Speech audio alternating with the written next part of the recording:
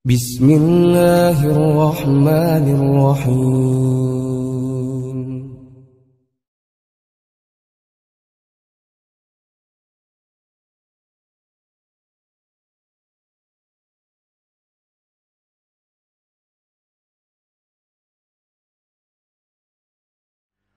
Alhamdulillahirabbil alamin wa bihi nasta'inu ala umuri dunya waddin. Asyhadu an la ilaha illallah wahdahu la syarikalah wa asyhadu anna Muhammadan abduhu wa rasuluh, amma ba'du. Ikhwatul iman rahimakumullah, alhamdulillah kita kembali berjumpa dalam kajian rutin tafsir ringkas.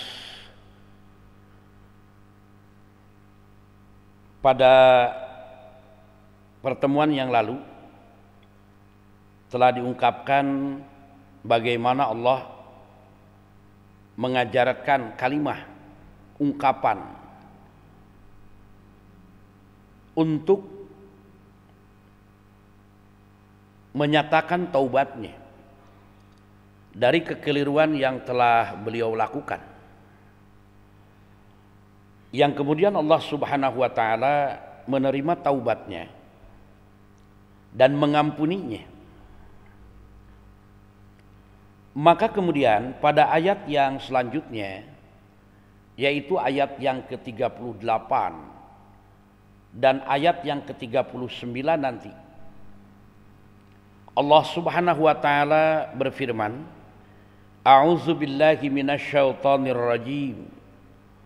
Qul nahbitu minha jami'an fa imma ya'tiyannakum minni hudan faman tabi'a hudaya fala khaufun 'alaihim walahum yahzanun. Yang artinya, kami berkata, turunlah kamu sekalian dari surga itu, kemudian akan datang kepadamu petunjuk dariku. Maka barang siapa yang mengikuti petunjukku, maka dia tidak akan merasa takut dan tidak pula bersedih hati. Ayat ini menjelaskan bahwa Allah Subhanahu wa ta'ala menurunkan Adam alaihi salam, Siti Hawa, kemudian menurut beberapa penjelasan termasuk syaitan, dari surga yang hakiki.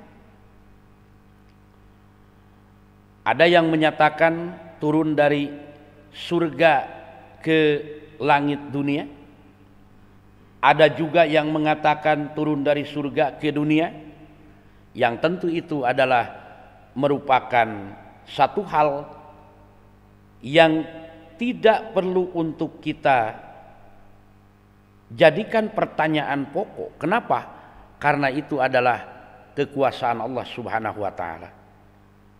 Dengan kata lain, perkara-perkara yang sifatnya belum ada penjelasan, belum ada keterangan, maka tentu saja bagi kita dalam hal ini cukup mengimani tentang ayat tersebut. Namun yang jelas bahwa ungkapan Allah Subhanahu wa ta'ala, Qul nahbitu minha jami'an,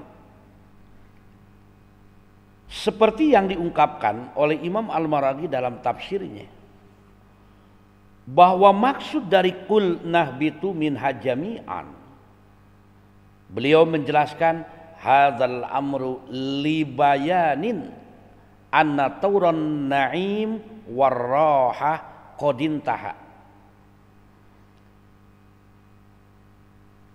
bahwa ini adalah menunjukkan atau menjelaskan bahwa periode kenikmatan dan bersenang-senang itu telah selesai. Yang mana yaitu ketika Adam alaihi salam dan istrinya oleh Allah ditempatkan di surga, yang mana pada saat itu Allah menyatakan silahkan rogodan haitsu syi'tuma, nikmati seluas-luasnya, sepuasnya. Nah, masa seperti itu yang telah berakhir.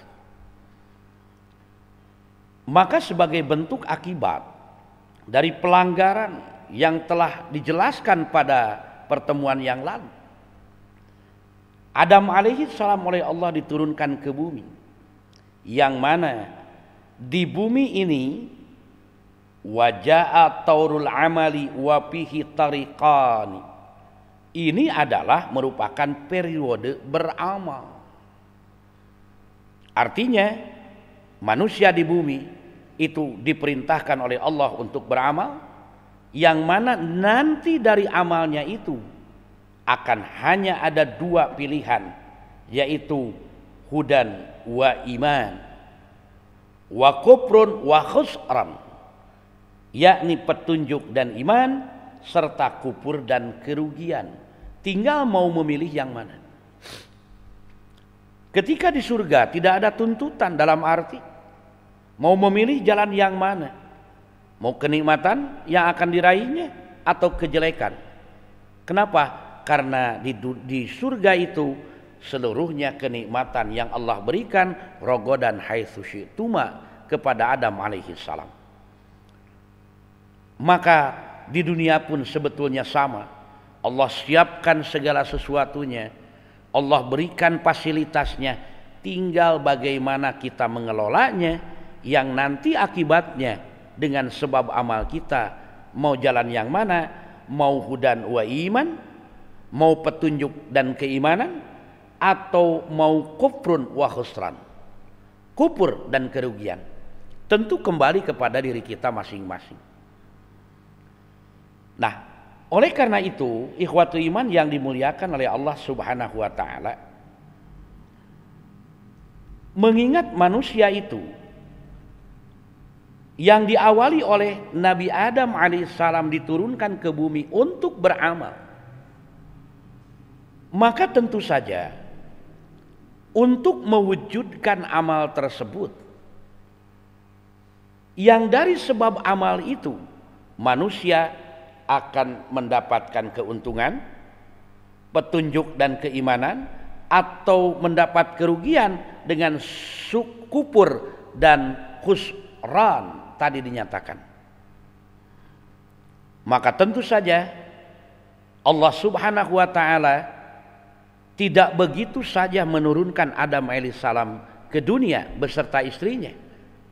Tidak cukup hanya diberi fasilitas sarana kehidupan untuk memenuhi kepentingan jasmaninya, tapi Adam alaihissalam dibekali kemudian oleh Allah dengan petunjuk-petunjuk, yang mana petunjuk itu nanti akan berakibat kalau tidak keuntungan, kerugian, kalau tidak kebahagiaan, tentu kesengsaraan, kalau tidak surga, ya neraka yang akan didapat dengan sebab amal manusia. Nah, oleh karena itu Allah Subhanahu wa taala menyatakan bahwa dengan ungkapan turunlah kamu sekalian dari surga itu, maka kata Allah, fa imma ya'tiyannakum minni hudan, kemudian akan datang kepadamu petunjuk dariku. Kenapa?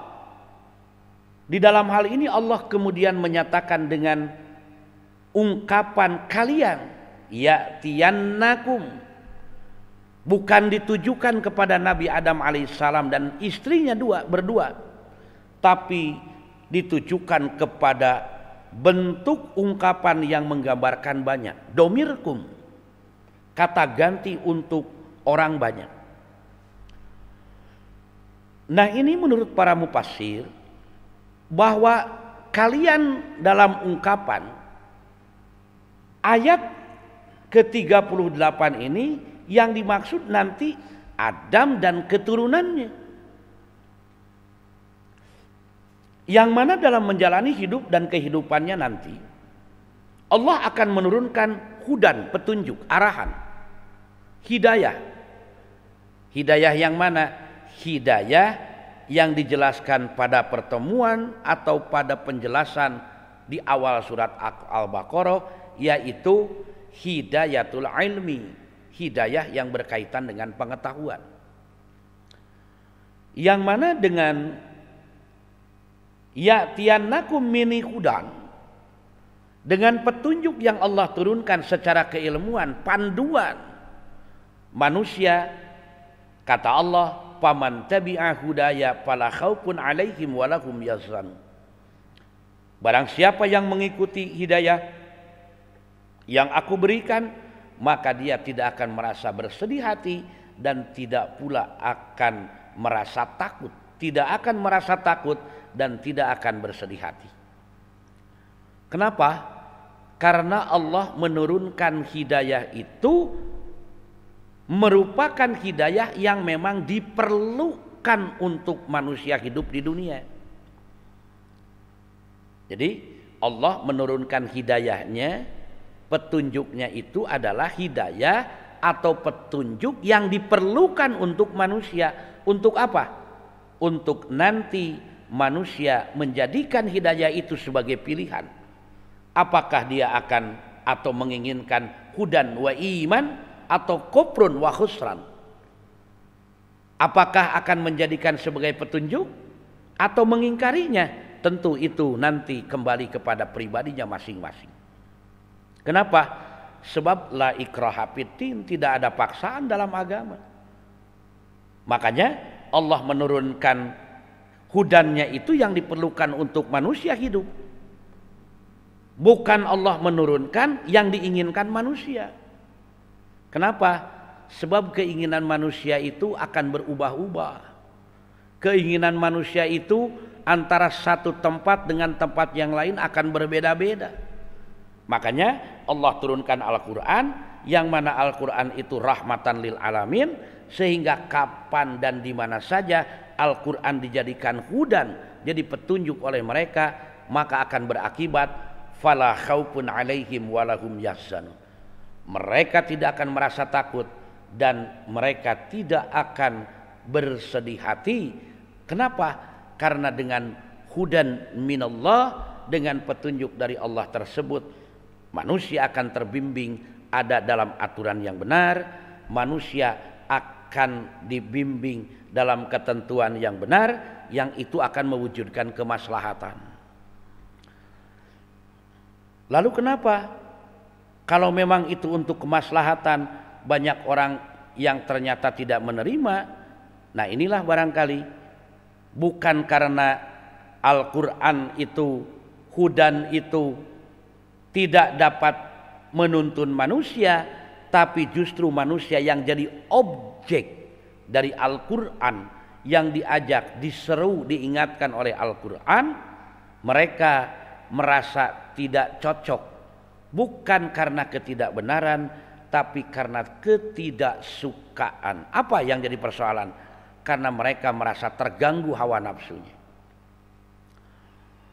Nah, oleh karena itu, kalau kemudian banyak orang yang mereka kemudian berperilaku terhadap Al-Quran, dan orang-orang yang berpegang teguh dengan Al-Quran, yang kemudian juga ditambah dengan sunnah Rasulullah Sallallahu Alaihi Wasallam, mereka menjadikan orang-orang tersebut Al-Quran yang dijadikan pedoman olehnya seolah-olah seperti musuh bagi mereka, sehingga mereka itu seperti yang dinyatakan oleh Allah, menganggap orang gila kepada Rasul, tukang sihir, disebut tukang dusta, bukan karena ajarannya yang salah, tapi dikarenakan ketidaksukaan dengan ajaran Rasul yang dianggap oleh mereka mengganggu kesenangan mereka yang selama ini mereka sudah biasa melakukan. Makanya jangan heran kalau kemudian apa yang pernah teralami oleh Rasul itu akan terulang kembali kapan saja. Selama ada orang yang mereka berpegang teguh dengan Al-Quran, berpegang teguh dengan As-Sunnah, berpedoman akan ajaran Islam, maka orang-orang itu yang mereka mengikuti hawa nafsunya, jalan yang telah dibisikkan oleh setan, mereka akan senantiasa menghalangi, mereka akan senantiasa untuk bagaimana caranya orang tersebut, kelompok tersebut yang berpegang kepada aturan Allah dan Rasulnya tidak ada dalam kehidupan di lingkungan mereka. Nah, oleh karenanya, kenapa Allah menyatakan dalam ayat ini, fa imma ya'tiyannakum minni hudan faman tabi'a hudaya fala khaufun 'alaihim wa lahum yahzanun. Menunjukkan bahwa dengan ungkapan faman tabi'a hudaya di sini ada orang-orang yang nanti mereka justru menolak hidayah Allah.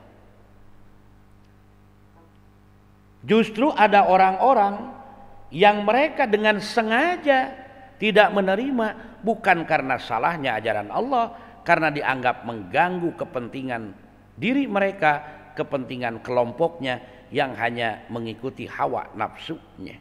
Kenapa? Karena takut hilang jabatan, karena takut kehilangan kekayaan.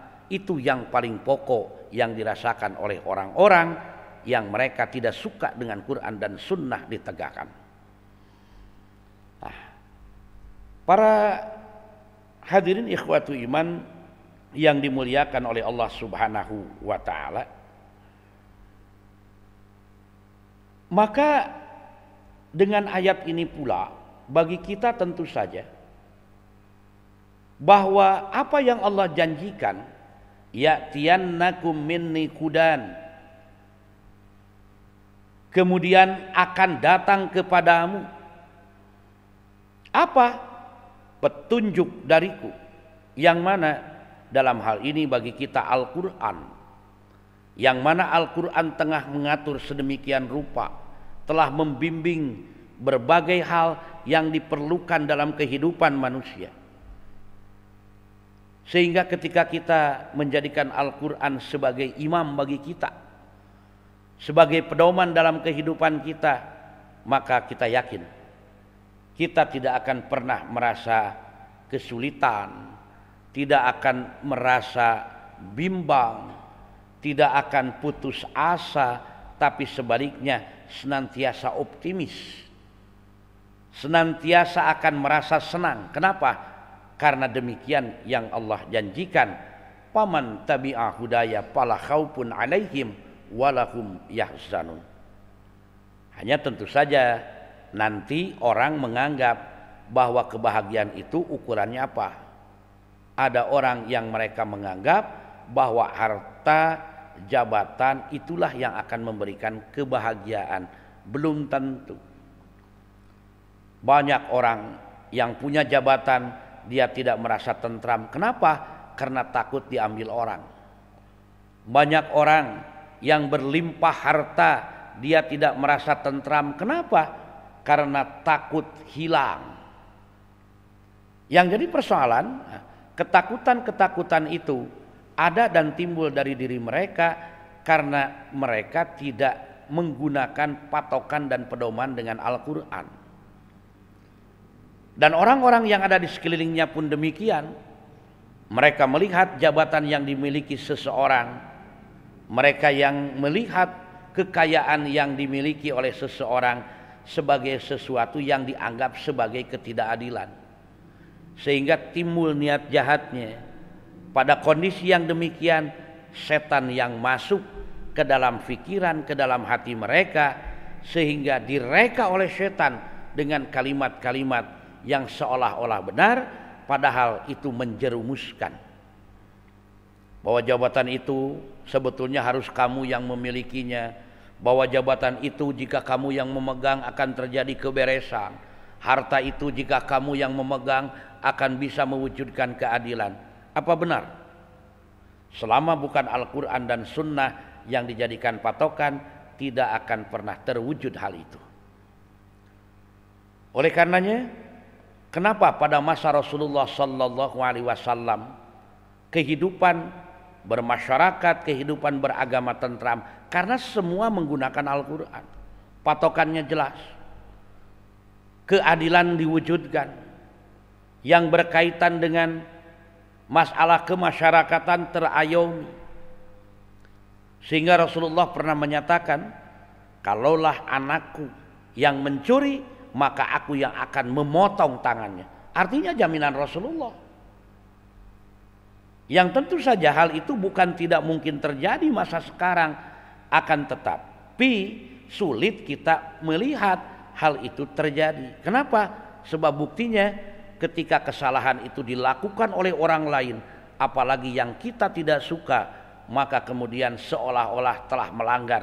Tapi ketika orang yang dekat dengan kita, yang akrab dengan kita, yang kita sesuai keinginan kita, ternyata kasusnya sama, kejadiannya sama, tidak ditindak dengan tindakan yang sama. Itulah barangkali akibatnya. Bahkan dalam ajaran Islam itu suatu saat akan terjadi ketika seseorang yang seharusnya mendapatkan hak tapi kemudian terhenti. Kenapa? Karena ada ketersinggungan. Karena tidak ketidaksukaan dengan satu kejadian yang pernah teralami. Seperti halnya Abu Bakar As-Siddiq, beliau pernah menghentikan bantuan kepada orang yang bernama Mistah, di mana dia senantiasa dibantu, rutin disokong secara materi dalam kehidupan kesehariannya oleh beliau.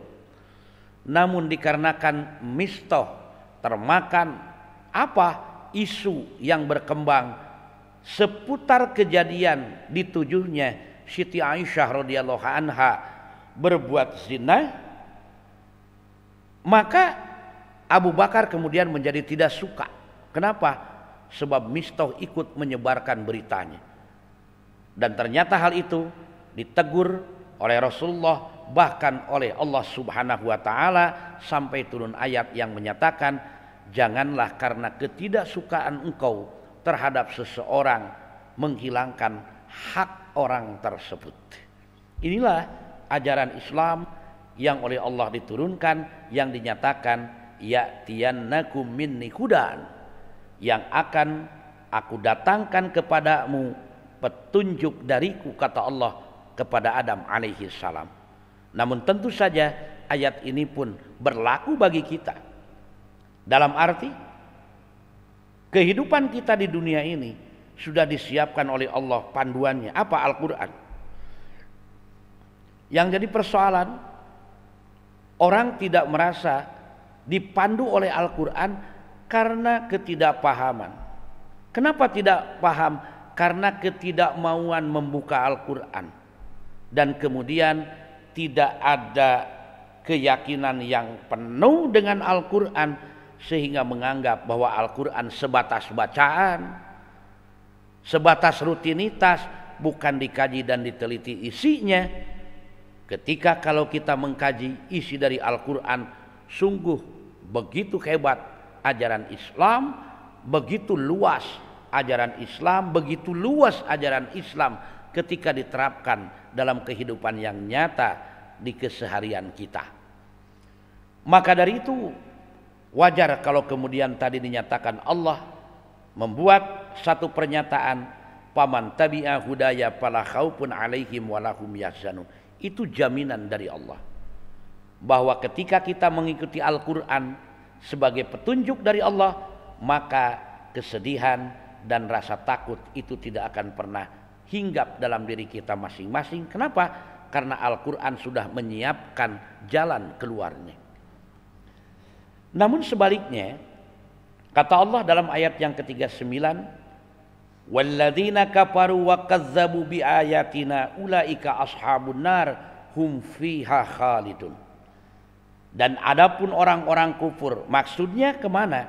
Kufur kepada hudan yang Allah datangkan, yang Allah turunkan, kemudian mendustakan ayat-ayat kami, maka mereka itu adalah penghuni neraka, mereka akan kekal di sana. Dusta mereka itu seperti yang nyatakan oleh Imam Al-Maraghi dalam tafsirnya, bahwa ungkapan walladzi kafaru wa kazzabu itu mengandung makna bahwa orang-orang yang tidak mengikuti petunjukku mereka adalah orang kufur. yang kufur kepada ayat kami dengan penuh keyakinan hati dan lisannya, maka bagi mereka balasannya itu kekal di dalam neraka, yang tentu saja apa yang mereka lakukan pun tidak lepas dari pengaruh godaan setan yang terus membisikkan kepada mereka tentang petunjuk yang datang dari Allah itu akan membawa kesengsaraan, padahal kebalikannya. Maka dari itu, bagi orang-orang yang mereka menjadikan Al-Quran sebagai pedoman dalam kehidupan, kemudian juga ditambah dengan sunnah Rasulullah, inilah yang pernah dijanjikan oleh Rasul kepada umatnya, taraktu fikum amroini, aku tinggalkan bagi kalian dua perkara, yang dua perkara itu intamasaktum bihima, jika kalian memegang erat, artinya betul-betul menjadikan petunjuk dalam kehidupan, maka lan tadillu abada, tidak akan pernah sesat selamanya. Apa dua perkara yang dimaksud? Maka Rasul menyatakan kitab Allah wa sunnatar Rasul, dan sunnah Rasulullah sallallahu alaihi wasallam. Maka dari itu, belajar dari ayat ini bagi kita adalah ketika Al-Quran yang Allah turunkan sebagai hudan, petunjuk darinya bagi kita, ketika mengikutinya fala khaufun alaihim walahum yahzamun, tidak akan pernah mengalami rasa takut dan tidak akan merasa bersedih hati. Kebalikannya, orang yang mereka mendustakan Al-Quran, apakah mereka dusta itu secara lisan termasuk dengan perbuatan, maka bagi mereka akan senantiasa dihantui dengan ketakutan. Kenapa? Takut bukan berarti karena Al-Qur'annya, tapi mereka takut dengan sebab salah cara berpikirnya. Sehingga apa yang mereka miliki, mereka merasa takut kehilangan, takut direbut orang, dan itulah yang telah Allah janjikan. Allah jelaskan dalam surat Al-Baqarah 38 dan 39. Semoga kita bisa mengambil manfaat dari dua ayat ini, sehingga kita makin teguh, makin kuat bahwa Al-Quran itu betul-betul hudan lil muttaqin, petunjuk bagi orang yang takwa. Dan kita ketika menjadikannya Al-Quran sebagai petunjuk, apa? Ulaika humul muflihun, mereka adalah orang-orang yang berbahagia. Demikian yang dapat saya sampaikan dalam pertemuan kali ini, semoga bermanfaat. Aqulu qauli hada wa astaghfirullah li wa lakum. Assalamualaikum warahmatullahi wabarakatuh.